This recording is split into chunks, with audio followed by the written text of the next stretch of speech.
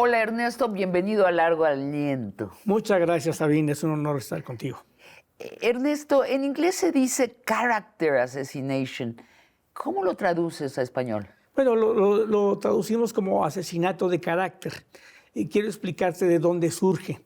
Este concepto surge de 1950 de un periodista, Jerome Davis, en donde escribe el tema. Sin embargo, nunca formó parte de las teorías de la comunicación, mientras él pensaba qué es lo que se hacía con los medios a nivel académico en las diversas universidades, con las diversas teorías de la comunicación que apenas empezaban en aquella época, pues explicaban para qué sirven los medios, cómo podrían influir, o sea, andaban en otra cosa. ¿Qué época es? ¿Qué fecha es? Estamos hablando en el 1950. Muy bien. Y esto lo utilizan, pero no como teoría todavía, porque nunca fue teórico, porque nunca se replicó, etc. ¿Por qué le puso character assassination? Pues fue una forma de irse. El texto se llamó Asesinato de carácter, el enemigo público número 1, en inglés. Así fue el texto. ¿Y qué significa asesinato de carácter o qué se dio a entender? El asesinato de carácter retoma todas las 13 teorías clásicas que existen para manipular la verdad y generar campañas de desprestigio, pero con un elemento importante. Varias de las teorías lo que hacen es aniquilar desde el punto de vista parcial a la persona. Aquí lo que busca es asesinar, es privar de la vida al carácter entendido como su dignidad personal, como su imagen de manera permanente, en donde ya no haya su presencia simbólica. Es una muerte simbólica, efectivamente. Tú lo estás diciendo, exacto, y así es correcto. Hoy vas a contarnos de 2 asesinatos de personaje y de un tercero que será una sorpresa. ¿Cuáles son los primeros 2 personajes de los que nos vas a hablar? Bueno, dos yo creo que son muy importantes. El de Lenia Batres, la ministra Lenia Batres, y el de Marilena Álvarez Bulla, exdirectora del CONACYT. Entonces, vamos primero con Lenia Batres. El presidente López Obrador la nombra como jueza de la Suprema Corte. En acatamiento estricto a la ley la nombra. Por supuesto. Y los mismos jueces supremos de la Corte se sienten afrentados por ella. Cuéntanos cuál es la afrenta que cometió Lenia Batres contra los jueces supremos. Bueno, aquí un poco acaba de corregirte, se llaman ministros, ahora le llamamos ministros, Estados Unidos sí es así, pero aquí en México le llamamos ministros y ministras. El problema de Lenia Batres es que viene a ser una mujer disruptiva, una mujer que rompe con todo el esquema, una mujer cercana a la gente, una mujer que escucha y una mujer que hace algo increíble. Siempre había habido diferencias dentro del Pleno de la Corte, salvo en un tema, el tema económico. Ahí sí había unanimidad. Lo que cobraban. Era unanimidad y era secreta. Entonces, era secreta. Era secreta, claro, por supuesto, confidencialísimo. Y entonces lo que hace Lenia es decir, esto es lo que se gana porque esto es lo que me ofrecieron aquí, y con los datos en la mano. Bueno, eso generó pues un escándalo terrible, porque oficialmente ante la Plataforma Nacional de Transparencia, donde están obligados a informar, decía gana 200,000 pesos, ¿no? Ajá. Cuando pues de pronto Lenia dice, ay, sí, pero de esos 200,000 pesos faltan los bonos, faltan las camionetas blindadas, falta el servicio doméstico, falta la comida, faltan los gastos de representación, falta el seguro de gastos médicos mayores y faltan muchísimas cosas más. Así como a los ministros en retiro, que eran cantidades enormes. Lo saca a la luz. Lo saca a la luz y entonces eso evidentemente genera pues un escándalo enorme, ¿no? Entonces a partir de ahí, y quizá desde antes, la veían como que no pertenecía a ese grupo. Y efectivamente no pertenecía, porque ella no viene de ese sector conservador, de ese sector, digamos, jurídico, formado en las barras y en los grandes despachos, sino viene de ser una abogada más cercana a la gente. Entonces, este es un primer punto, pero así ha habido otros. Y a partir de ahí, pues se le critica por la forma de vestir, que es muy legítimo su forma de vestir. ¿Por qué? Porque precisamente ella se autonombra, se decide la ministra del pueblo, ¿no? Y así fueron dando muchas cosas. Bueno, sacan este video donde la muestra en su vecindad, en la vecindad donde vive o vivía Sí. en aquel entonces, regañando a su hijo porque se metió en un pleito con el vecino y empieza a hablar en cabroñol, que y está en shorts y está en chanclas. Y entonces, pero como que la lectura es que alguien que habla cabroñol cuando se encabrona, Sí. y no puede ser ministra de la Suprema Corte ni alguien que vive en una vecindad. A mí, de un clasismo alucinante. Terriblemente, y además es una información fuera de contexto, sesgada.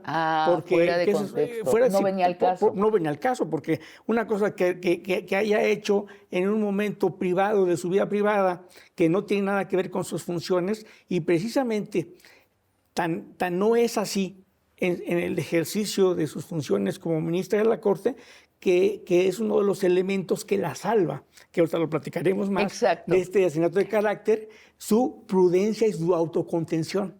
Sí. Eso es muy importante, que justamente es exactamente la otra cara de la moneda de eso que me estás diciendo. Bueno, doctor, tú afirmas que el ataque contra Lenia parte de los otros ministros de la Suprema Corte, es decir, de sus colegas, que filtran información cierta y ficticia para asesinarla simbólicamente porque los afrenta.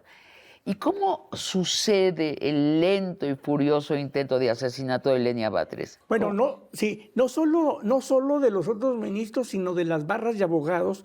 ¿Por qué? Porque hay un conjunto empieza a desaparecer un conjunto de abogados, de bufetes de abogados que tenían una comunicación directa con los ministros. Evidentemente, Lenia no era el perfil para el que pudieran no estaba tener, en ninguno de esos bufetes. No se movía en ese círculo. Entonces, y tercero, entonces lo que se hace... Déjame nada más explicitarlo para quien no sepa cómo funcionaba esto. Tú ibas a un bufete de abogados y decías, tengo este problema. Sí. Decía, lo llevamos, te lo arreglamos, como deben de decir los abogados. En la práctica lo llevaban a sus compinches dentro del Poder Judicial, a sus socios. O sea, había una relación muy estrecha entre ciertos bufetes de abogados y ciertos jueces. Y ciertos jueces e incluso magistrados y ministros de la Corte, Claro. ¿no? Llegaban a ese nivel de comunicación, en donde evidentemente, por la propia formación de Lenia, que siempre ha sido muy coherente, muy congruente con lo que dice y lo que hace, pues era evidentemente pues un peligro para el negocio, el negocio jurídico. Era Entonces, una espía insertada ahí. Era una espía insertada ahí, pues por eso hablo de la parte de la transparencia, ¿no? Y Lenia, en vez de hacerse chica y ajustarse, hace lo contrario. Empieza a delatar muy activamente las cosas que ve irregulares en la Suprema Corte de Justicia. Totalmente. El caso de Lenia es un fenómeno porque sin ser ella ni tener un equipo de manejo de crisis, un equipo de comunicación especial para eso, su propio instinto hace que no deje pasar nada y todo lo cuestione con datos. Siempre todo lo que ha cuestionado lo ha hecho con datos, lo ha hecho de manera respetuosa, lo ha hecho autoconteniéndose, no enganchándose, porque en la medida que se engancha, Sí. se aumenta. Aumenta el problema en lugar de reducirlo. Y entonces esto es lo que ha hecho. Y segundo, Lenia, al tener una militancia o cercana a un partido político, lo que sucede es el fenómeno contrario. La atacan a ella, nos atacan a nosotros y entonces genera cohesión interna y por tanto el desprestigio o el intento de desprestigio externo la arropan a ella internamente los grupos que forman parte o relacionados con la 4T a la izquierda y entonces esto no tiene efecto. Y después Lenia hace algo genial. O sea, la acusan de pueblerina, de ser clase pobre, y ella dice, soy la ministra del pueblo. Claro, Se lo adjudica. Utiliza como el judo, utiliza sus propias Exacto. palabras. No, es una mujer con una agilidad mental increíble. Increíble porque no es que ella haya asesorado, que yo sepa, todo un equipo, haya contratado todo un equipo de manejo de crisis, ni nada.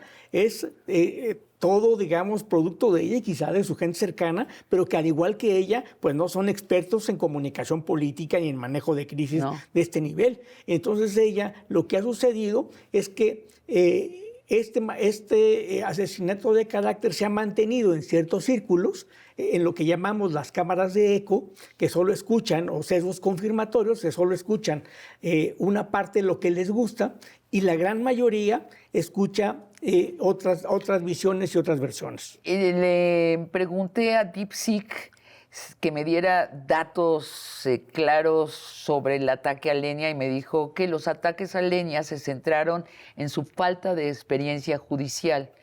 Nunca había sido ministra antes ni jueza del Poder Judicial. ¿Cierto o falso? Es cierto, pero aquí es una cosa muy importante también para tener el contexto completo. Ninguno o la mayoría de los ministros y ministras de la Corte tampoco. Bueno. Es el caso de Margarita Ríos Farjat, el caso de varios ministros, el caso de ministros que habían sido consejeros jurídicos adjuntos de la presidencia con Calderón. Es decir, eso no es una objeción. Y otro elemento también dicen es que ella es experta en derecho administrativo, no en derecho constitucional. Bueno, hay otros ministros que eran expertos en derecho fiscal, en derecho mercantil. La acusan de nepotismo por ser hermana de Batres. Bueno, Martí Batres, cercano colaborador de AMLO. ¿Cierto o falso? Falso, en este caso, nepotismo. El nepotismo lo utilizamos desde el punto de vista jurídico para una persona que, aprovechándose de su puesto, le puede otorgar o puede incidir para que nombren a alguien. Y en ese sentido, Martí Batres evidentemente no le podría ordenar ni sugerir al presidente que la nombrara de candidata. Nepotismo se da cuando de pronto yo pongo a mi hijo, a mi sobrina, a mi esposa en un cargo público, siendo yo funcionario que depende de mí, directa o indirectamente. Ahora, la acusan de la supuesta ilegitimidad del proceso de su nombramiento, que ya yo comenté al principio, no fue ilegítimo. El presidente tenía el derecho a nombrar a un ministro o ministra y la nombra. En este caso, como se venía manejando anteriormente, se hacen dos propuestas primero, de ahí tienen que tener la mayoría calificada para nombrarlas, y lo que se señalaba la Corte es que a la tercera el presidente elegía de las tres o de los tres que estaban en la terna quién debería ser. Y fíjate que aquí es una cosa muy importante, rápidamente lo aprovecho. Se dice ahora que es que la elección de los ministros de la Corte y en general del Poder Judicial, pero nos vamos a ministros y ministras de la Corte, ahora es una cosa que se ha politizado. Eso es una total falsedad. Se había publicitado desde antes, porque para ser miembro de la terna tenías que tener la cercanía con el presidente, y el presidente en las épocas doradas del PRI pues tenía la mayoría calificada en el Congreso, de modo que más politizado no pudo haber estado. Y si ves la biografía de los ministros y ministras, estaban vinculados al poder. Entonces esto es una gran falsedad que hay que aclararlo. La acusan de supuesta falta de estudios, que ya nos dijiste cuáles son sus estudios, y le ponen la ministra burra, ¿no? En contraposición, ella se pone la ministra del Pueblo, la derecha consistentemente la llama la ministra burra. ¿Quiénes la atacaron más? TV Azteca, este es por el orden de frecuencia de los ataques. TV Azteca, el periódico Reforma, Latinos. ¿Qué personajes, qué periodistas la atacaron más? Por orden de frecuencia, Carlos Loret de Mola y Denise Dresser. ¿Qué puedes comentar sobre esto? Bueno, es natural que esto suceda porque ahora en la nueva configuración de la nueva Corte existe lo que ya existía desde antes, pero no se acataba. Todas las sesiones debían ser públicas, salvo aquellas que se justificaran que fueran secretas o confidenciales, que era el caso concreto de los recursos públicos o de algunas cosas que tocaran un tema de seguridad nacional. Ahora no. Ahora entonces hacen un seguimiento muy puntual, cualquier equivocación al estar platicando. Sin embargo, emiten un juicio de valor sesgado y fuera de contexto cuando no leen sus resoluciones, sino simplemente si hace algún pronunciamiento equivocado, algún equívoco que nos puede pasar aquí o a ti o a mí en una entrevista, y esto es lo que se pone y lo que se señala. ¿Tú afirmarías, ¿no?, como experto del tema, que hay una campaña negra contra Lenia? Sin duda. ¿Y tú crees que está orquestada desde algún punto, algún centro, o no es un lado sincronizado espontáneo de la derecha? No, yo creo que es un lado sincronizado de la derecha, donde confluyen por ahí, bueno, pues por un lado TV Azteca, sin duda, por la cuestión de los impuestos. Por otro lado, finalmente, los grupos vinculados a los medios de comunicación, estos bufetes que te digo que ya van a dejar de ser, y vamos a ver esto como predicción, un entreveramiento no solo generacional, sino también de perfiles de abogados que tengan precisamente acceso a la justicia, ya no esas relaciones de complicidad. ¿Qué va a hacer esa gente? Toda esa gente se va a ir. Toda esa gente va a tener que buscar otra oportunidad, otras cuestiones. Ser carpinteros, plomeros, o sea, se les acabó. Pero sin duda, lo que están haciendo es, digamos, haciendo una catarsis a través de este tipo de campañas. Entonces, esto es lo que sucede, sin duda alguna, ¿no? Muy interesante, Ernesto. ¿Del asesinato de qué otro personaje nos vas a hablar a continuación? De Malena Álvarez Bulla. Que has estudiado a fondo. Vamos a un corte y volvemos. Mientras miles de estudiantes del Sinvestab siguen sin beca, María Elena Álvarez Bulla se autopagó un proyecto en el CONACYT por 751,000 pesos y su madre obtuvo otro de 2.7 millones. ¿Es cierto que se pagó a sí mismo un proyecto? Eso es falso. Es falso, ¿por qué? Porque lo que sucedió es que lo que salió publicado ahí, incluso salió la nota, resulta que no era de CONACYT.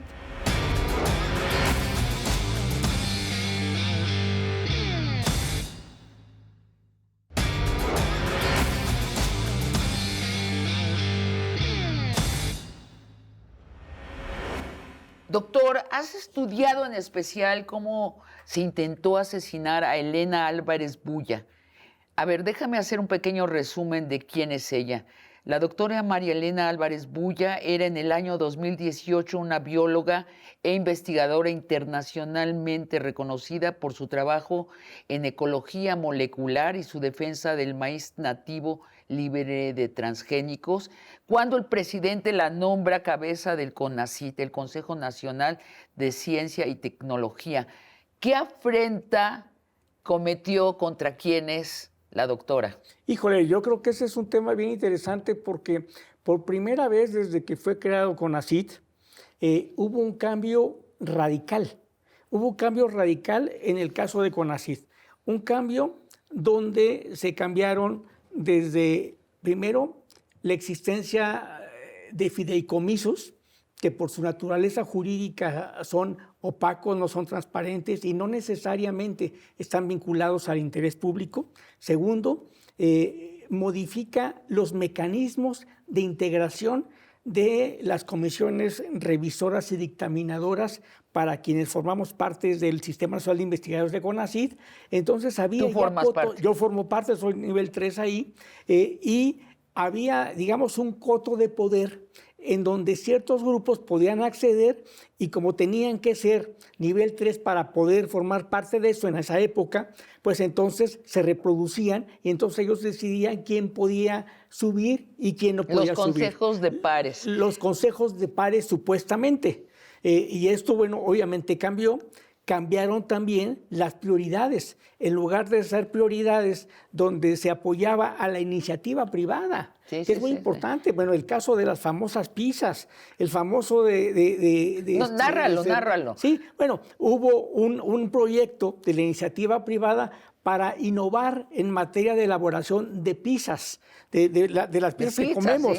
Sí, y entonces obviamente pues es una cuestión que no tiene ningún interés público, que no tiene ninguna relevancia, porque son... También hubo una beca para innovar los colores de los Volkswagens. De los Volkswagen. Entonces decías, pero si Volkswagen es privada. Exacto. Bueno, hay países donde se subsidia a la empresa privada, claro, pero era la norma en el CONACYT. Sí, y es justificable siempre que haya una innovación y haya una redundancia finalmente del interés público. Pero aquí se daba el mundo al revés. Eran los pobres los que subsidiaban a los ricos, en vez de que los ricos subsidiaran a los pobres, porque había una gran relación entre CONACYT y esos grupos empresariales, en donde los grupos empresariales solo ponían su presencia, pero no le ponían un peso. Al contrario, eran receptores, eran beneficiarios de esos recursos públicos. Y entonces, públicos. ¿quiénes se dan a la tarea de asesinar simbólicamente a la doctora? Los beneficiarios. Entonces, en este caso, ¿quiénes son los beneficiarios? Pues prácticamente muchísimos de los que estaban acá. Bueno, había casos en donde en el ámbito legal había despachos contratados. En el ámbito de comunicación, la dirección de comunicación era simplemente una pequeña parte, y en realidad contrataban a despachos para que llevaran la comunicación social. Había una duplicidad de funciones, que todo eso terminó Elena. Entonces Elena tuvo esa visión radical. Quizá lo normal hubiera sido cambio de puesto, hago 2, 3 cambios y no me complico la vida. Pero no, ella, convencida, fue y hizo una revolución interna completamente en ese sentido, ¿no? De ahí, evidentemente, pues tantos agraviados. No negoció en lo absoluto. ¿Por qué? Porque ella no es política. Hay que ver que ella es una mujer honesta, congruente, ganó el Premio Nacional de Ciencias. Yo creo que esto es fundamental y es una de las científicas pues, más destacadas que tiene México, ¿no? Entonces, cuéntanos del lento y feroz asesinato en medios, hay que decirlo, en medios comerciales, de la doctora Elena Álvarez Bulla. ¿De dónde partió y de qué se le acusó? Partió del periódico Milenio y se le acusó de que se había enviado una observación por parte de la Auditoría Superior de la Federación a la Fiscalía General de la República de uno de los fideicomisos que todavía estaban pendientes. Aquí hay que señalar que Elena recuperó 21,000 millones de pesos para el erario que estaban en esos fideicomisos escondidos. Entonces, a partir de ahí surgió y de ahí empezó a darse el nado sincronizado, el Milenio, Reforma, MX y otros columnistas, periodistas. A ver, te los digo. Información de DeepSeek. Dice, los medios atacantes fueron Revista Proceso, el Reforma, revistas especializadas como Nexos y Science, la revista Science y Latinos. Y los periodistas que atacaron más fue Denise Dresser, de nuevo, y Carlos Loret de Mola. Bueno, y ahí también habría que agregar a Ricardo Rafael, que últimamente ha sacado algunos temas, ¿no? También. Y un reportero que desconozco, ahorita no recuerdo su nombre, de MX, que sacó varias informaciones. Pero entonces aquí lo importante que hay que señalar es que toda esta información es una información que falta a la verdad. En ningún momento Elena Álvarez Bulla tiene peligro de poder ser sancionada legalmente o penalmente. En todo caso, si hubo algún colaborador que fue identificado y fueron despedidos, bueno, pues son los responsables. Y por supuesto que se deben cumplir con todas las normas y evidentemente dirimir te leo, MX. Mientras miles de estudiantes del Sinvestab siguen sin beca, María Elena Álvarez Bulla se autopagó un proyecto en el CONACYT por 751,000 pesos y su madre obtuvo otro de 2.7 millones. ¿Es cierto que se pagó a sí mismo un proyecto? Eso es falso. Es falso, ¿por qué? Porque lo que sucedió es que lo que salió publicado ahí, incluso salió la nota, resulta que no era de CONACYT, era de la Dirección General de Personal Académico de la UNAM y era el cierre antes de que ella entrara a CONACYT. Ah, caray. Entonces, pero es otra institución, otra institución, ¿qué tal? Pero aquí lo ponen como si fuera de CONACYT. Y la mamá, por lo que considera la señora, una señora de 92 años que firmó con un grupo, ya se jubiló y todo, con un grupo de académicos para un proyecto científico que además debo decirte que en el caso de CONACYT los asuntos no los decide la directora o el director, los deciden los grupos precisamente dictaminadores colegiados que verifican que efectivamente se reúnan la pertinencia, oportunidad e interés público de un proyecto antes de que se autorice otorgar. No hay atajos para que el director o la directora puedan, bueno, en este caso la secretaria ahora, puedan dar dinero libremente, ¿no? Ernesto, estás diciendo, MX cambia que la UNAM le dio ese dinero por CONACYT. Sí. ¿Esto no está penado por la ley? Por supuesto que sí. Sí está penado. Bueno, por supuesto. Tú te dedicas a levantar estos casos, ¿no? Claro, sí, como abogado te diré que efectivamente, pues esto es un caso no de opinión, sino de información. Y la información, un requisito mínimo, tiene que tener la veracidad, que no es la verdad, pero es la diligencia informativa. Entonces, por eso, por un lado. Barajéamela más despacio. Diligencia informativa quiere decir que sí hubo una investigación y una intención de publicar la verdad. Exactamente, esa es la diligencia informativa. Y segundo, también se dice, bueno, es que al novio de María Elena Álvarez Bulla se le dieron 3 millones de pesos. ¿No? Eso lo dijo Azucena. No, eso lo dijo también MX. Y lo retomó. Que le dio dinero a sus. Que le dio dinero a su novio. A su novio. Y Azucena lo repite. Lo repite. Y entonces en este caso, bueno, ¿cómo probar que es su novio? Y la prueba que exhibieron es que habían publicado un artículo científico juntos. Bueno, cuando todo el mundo sabe que en ciencias duras y en ciencias sociales, pues publicamos muchas veces con colegas, publicamos cosas juntas. Entonces, definitivamente, pues tendríamos que irnos a otra actividad. Es muy interesante. Al afirmar MX como una prueba tan endeble de que es su novio, ¿está violando alguna ley? Claro que no, por supuesto que no, porque además, suponiendo sin conceder que fuese, pasa por precisamente los filtros que establece. No, te pregunto, si MX, tú le dices a MX, me estás mintiendo, sí, lo llevas a un juicio. No, por supuesto que sí. ¿Lo puedes llevar? Pues sí, porque ¿cómo lo puedes probar? Y si te presenta, dice, pues mira, hicieron un artículo juntos. Bueno, es absurdo. Es una prueba que desechas. Pues por supuesto. Y en el caso de Azucena, que toma la información de MX y la repite, ¿incurre en algún delito? Bueno, no incurre en algún delito, pero sí en una falta de ética, porque precisamente... Pero no en un delito. Pero no en un delito, pero sí me parece que es una actitud completamente fuera de la ética mínima, porque habla, y no solo en el caso de MX, sino en el caso de otros medios, dicen, según tal medio, como si fuera una autoridad. Exacto. Acuérdate que los medios, primero, los medios no son electos para emitir justicia. Los medios de comunicación son empresas privadas y que contribuyen y coadyuvan al derecho a saber y a la pluralidad, pero deben sujetarse a ciertas normas básicas que establece la ley y que establece la ética. En este caso, quien imparte justicia es quien fue designado conforme a nuestro sistema jurídico para tal efecto. ¿Quiénes? Los jueces, magistrados y ministros y ministras de la Suprema Corte de Justicia de la Nación, y que además, en ese sentido, se agravó en su perjuicio la presunción de inocencia, En todo caso, quien tiene la última palabra de si es culpable o no, tiene que ser la autoridad competente, que es un juzgador. Entonces, ¿ella podría demandar? Sin duda, por supuesto, totalmente. Está en su derecho de hacerlo. ¿Cuál es el resultado en el caso de la doctora Álvarez Bulla? ¿Su personaje público ha sido destruido?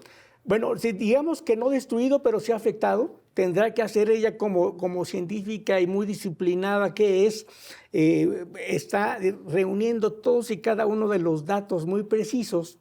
Digamos, mientras tenemos la agilidad muy rápida de bote pronto de Lenia, que es muy inteligente, por el otro lado tenemos más bien el análisis primero del caso de Elena, en donde establece, a ver, quiero los datos concretos, específicos, puntuales, precisamente para desmentir. Son dos formas de enfrentar el tema. Ella lo ha tratado de enfrentar. Mi percepción, que es una percepción azarosa, o sea, no ha seguido el caso, es que realmente ha dicho, digan lo que quieran, yo soy una científica, no me importa lo que digan los medios de mí.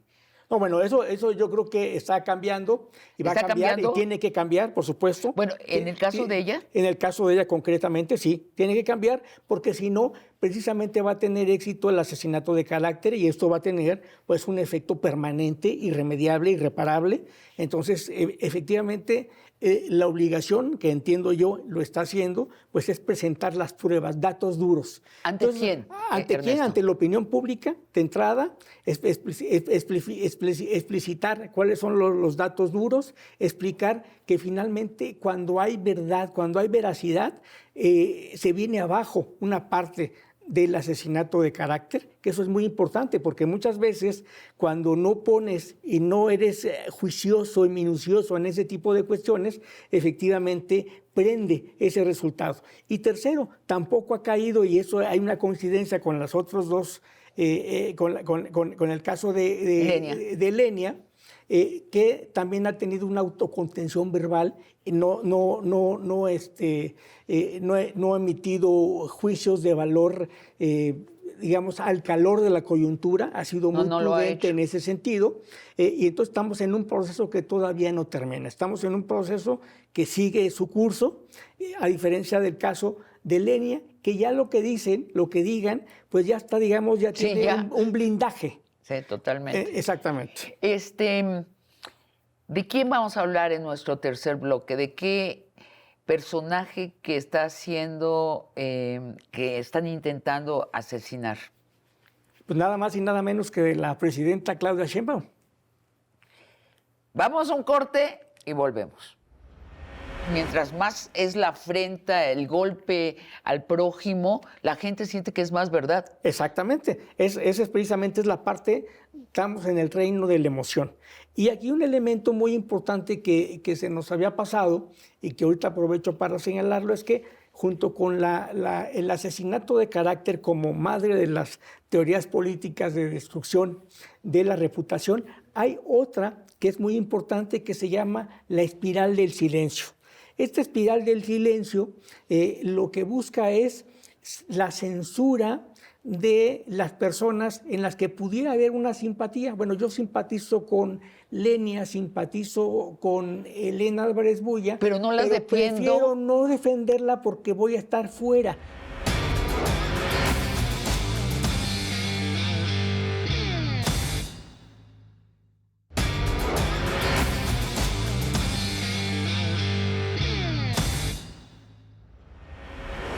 Doctor Villanueva, ¿hay una estrategia premeditada en el caso de Lenia Batres y en el caso de Álvarez Bulla para desprestigiarlas? ¿Hay una estrategia o es algo azarosamente que alguien escribe una nota negativa y otro lo toma y otro dice yo también le echo de mi cosecha y en las redes la gente como villamelones tiran jitomates, tiran pepinos? ¿O hay algo estratégico? Hay algo estratégico. Evidentemente estamos hablando de que el asesinato de carácter es la madre de todas las teorías políticas de destrucción del prestigio de un personaje. Entonces, evidentemente, para poder llevar a eso, tienes que tener un esquema de previo, digamos, de elaboración, de preparación, identificar el objetivo, identificar qué elementos y quién va a salir primero, quién va a salir después. No vayas demasiado rápido. ¿Esto se hace en dónde? ¿Nos podemos imaginar una oficina donde Sí, se claro. está planeando? Sí, en un grupo especializado, en un grupo de crisis que analizan, incluso hasta con encuestas, cuáles podrían ser los efectos y todo para poderlo hacer. Esto se trata, es toda una ciencia, ¿eh? ¿Y es una compañía de comunicación, de publicidad, de qué? Generalmente de comunicación política, que manejan manejo de crisis por un lado, que es la parte positiva, y manejan por otro lado la parte negativa, que es la destrucción del prestigio y el asesinato precisamente de la imagen simbólica de una persona. Entonces dicen, tienen muy estructurado quién es el mapa de quién es el personaje ¿Quién a es el destruir? personaje? ¿Qué es? Segundo, ¿por dónde vamos a empezar? Vamos a investigarlo precisamente y vemos cualquier fisura que tenga para poder entrar ahí.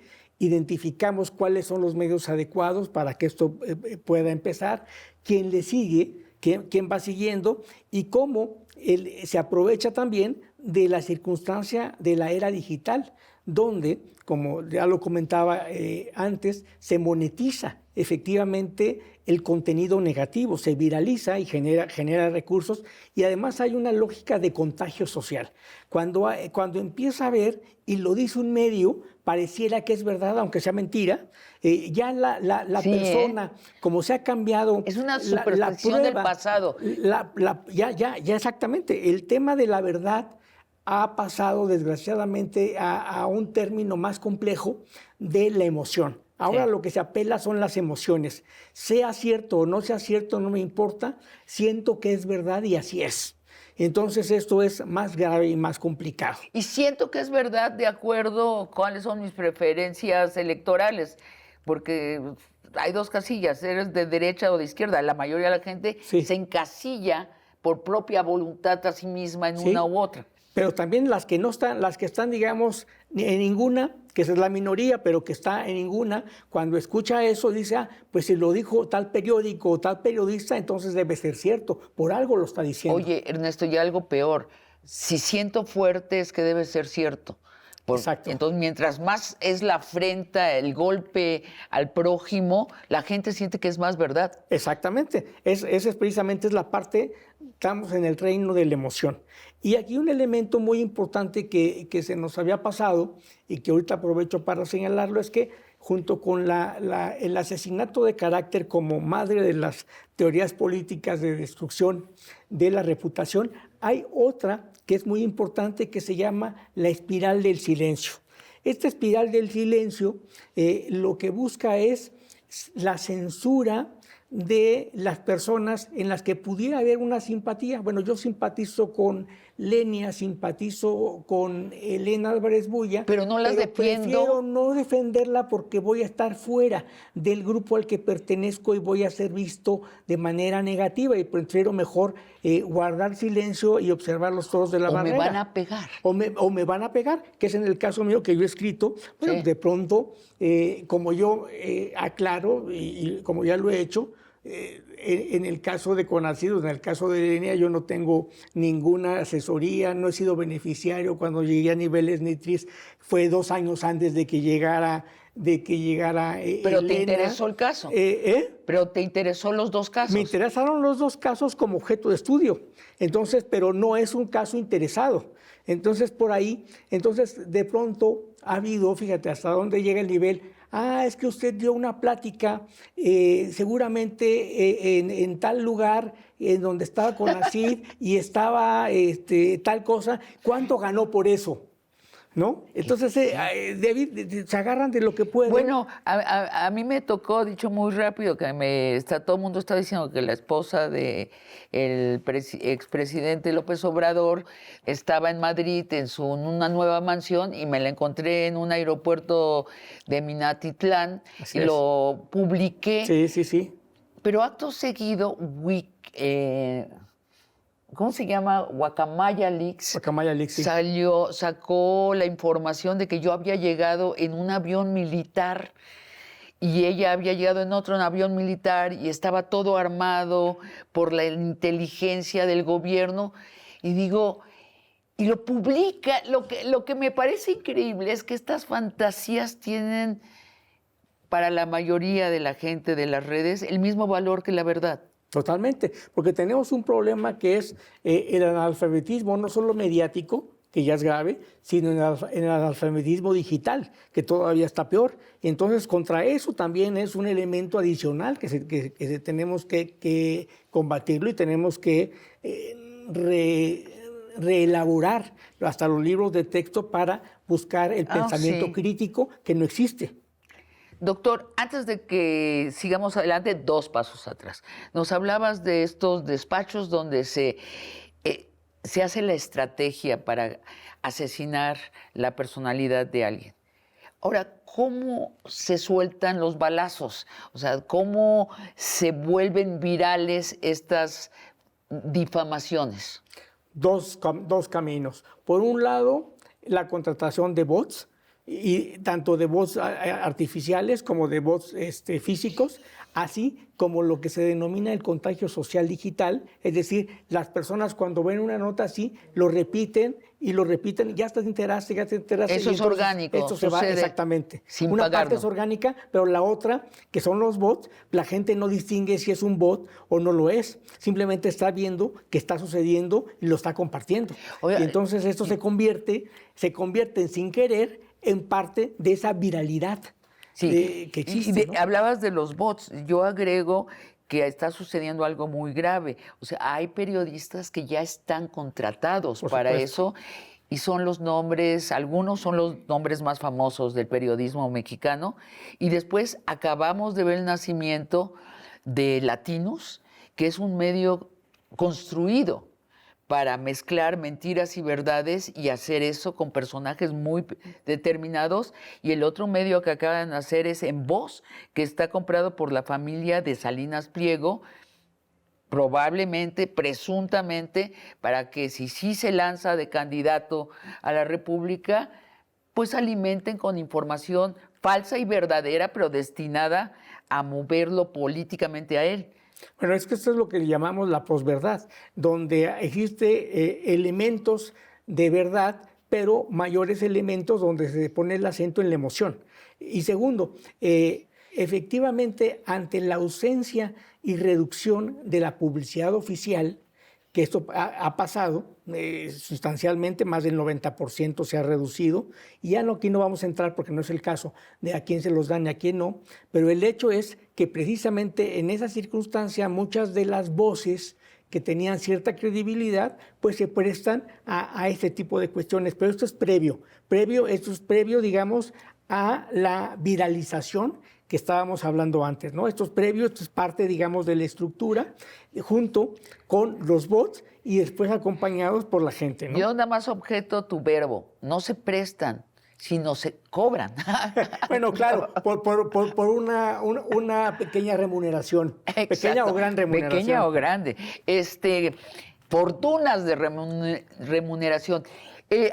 Hablemos de Claudia Sheinbaum y de cómo se ha intentado asesinar su prestigio en los medios. Claudia Sheinbaum, según DeepSeek, tuvo una trayectoria distinguida como científica e investigadora en el ámbito de la energía y el medio ambiente, y luego una trayectoria como funcionaria preparada y muy técnica. Me gusta consultar a DeepSeek porque es China, ¿no? Entonces no tiene caballo en la carrera. Y ganó la presidencia con el 60% de los votos, mientras su competidora más cercana tuvo el 30%. O sea, duplicó lo que tuvo su competidora más cercana. ¿Cuál es la afrenta que comete Claudia y a quiénes? Bueno, yo creo que el hecho primero, la gran expectativa que hubo en ciertos grupos fue que hubiera una ruptura y que se mantuvieran los cánones habituales en donde... Los premios a López Obrador. Vive el rey, exactamente, y se deslindara de manera gradual, pero puntual. Y ahora acaba de editar un libro donde la portada, pues salen juntos, y en donde abrevan los dos del mismo proyecto. Y no es que López Obrador le ordene a Claudia, sino que coinciden en el mismo proyecto y cada quien tiene un papel distinto. López Obrador como el fundador de este grupo y Claudia como precisamente la operadora actual. Pero de dices esto que sucede. esa es la gran afrenta de Claudia, que no está cumpliendo con darle el hachazo al expresidente y abrir una nueva oportunidad de negociación con distintos actores que quedaron relegados por el obradorismo. Esa es la gran afrenta de Claudia. Bueno, esa es una. Esa es una. Esa es una, esa es una. Yo creo que podríamos hablar muchísimas, pero yo ¿Dirías que es la principal?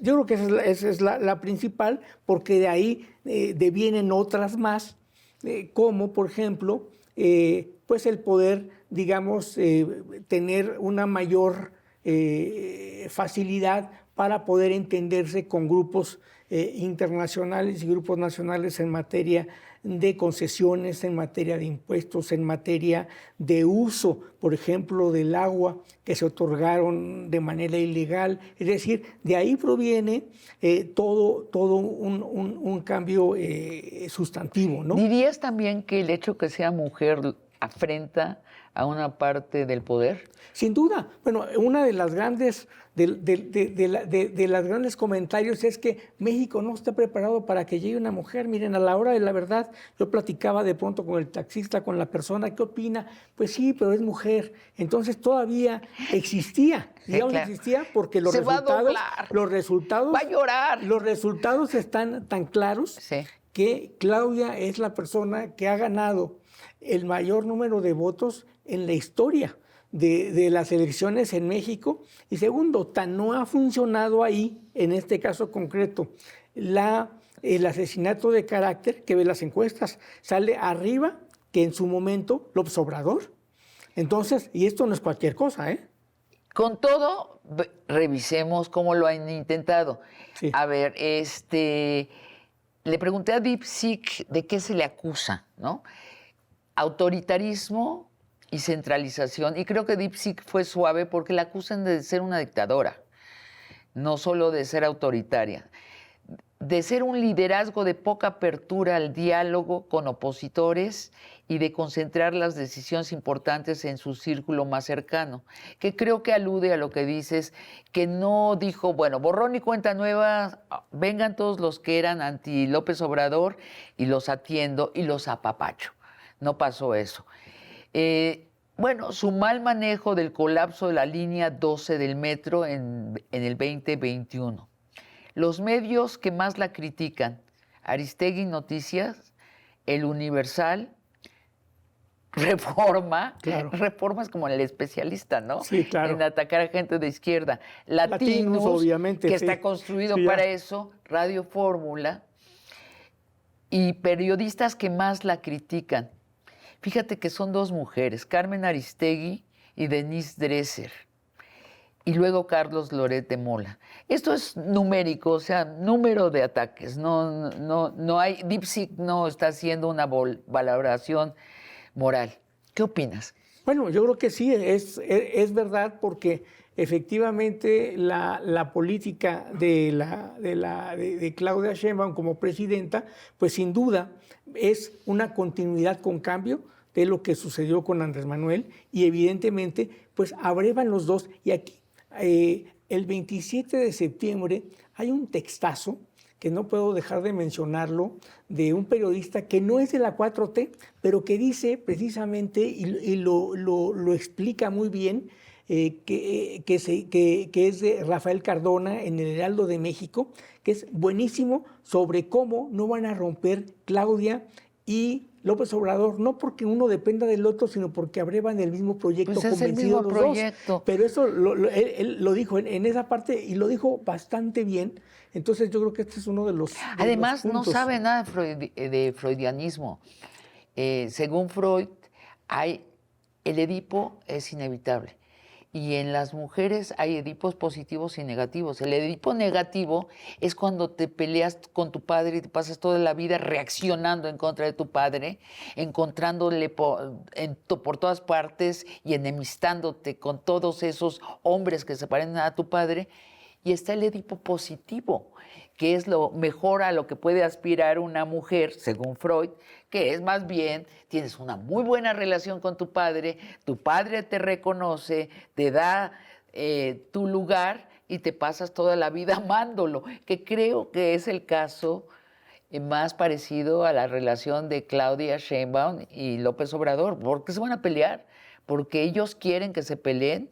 Es como absurdo. Claro, y yo creo que además quisiera aprovechar aquí es que, por supuesto que tiene oportunidades de mejora en las conferencias matutinas actuales.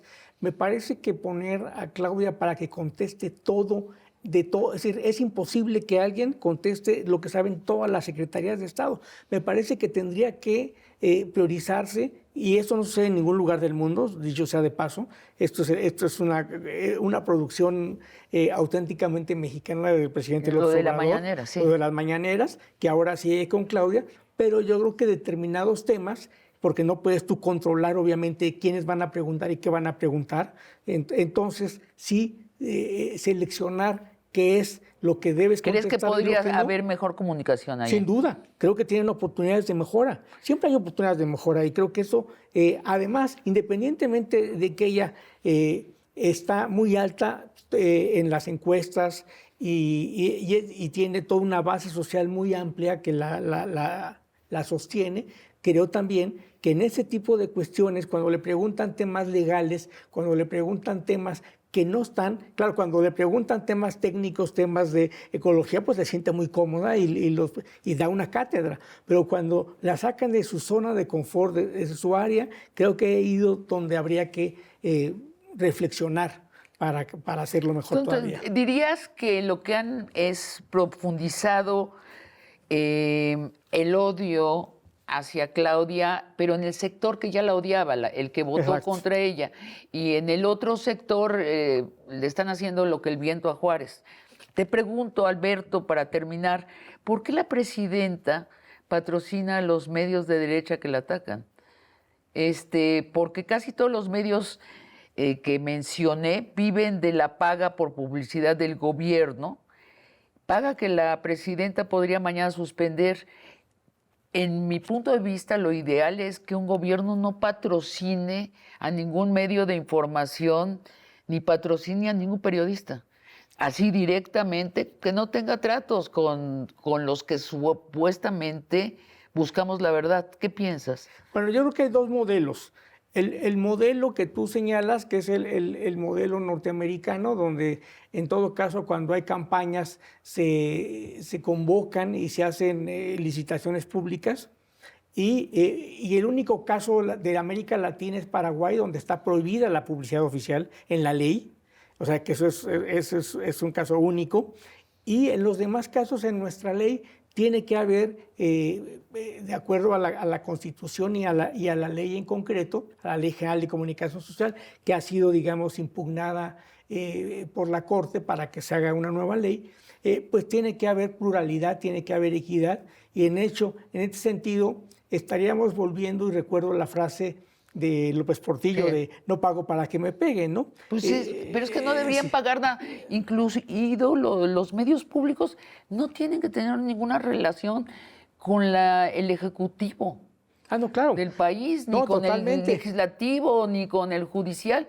Tiene que ser aparte. Como sucede en Alemania, como sucede en varios países, los medios públicos, yo creo que una de las críticas que habría que hacerles es que tendrían que ser precisamente medios al servicio del interés público, sin ninguna influencia política que pueda matizar y moldear y dar cabida finalmente a los distintos sectores, ¿no? Y tratar precisamente de ser el ejemplo de lo que no son los medios comerciales, de ser medios éticos, de ser medios que se ajustan a las pautas conductuales más conocidas, como el Consejo Deontológico de la Unión Europea, en fin.